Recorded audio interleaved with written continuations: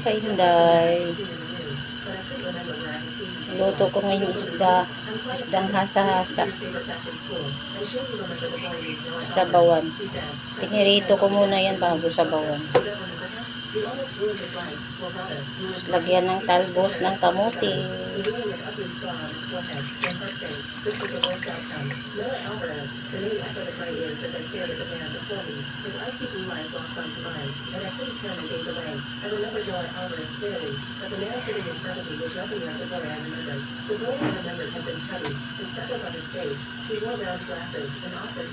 After 3 days and nights at sea, the girl suddenly screamed. The old man thought he'd met a shark, but just as he stood up, he shouted out with excitement. A deserted island appeared not far away. He thought he was dreaming. He immediately braced the canvas and let the breeze blow the sails as hard as he could, and then he hurried towards the island as fast as he could. At this moment, the old man's heart was tense to the extreme. If it was a rock, he was afraid that Pag kumulo na yan, luto na.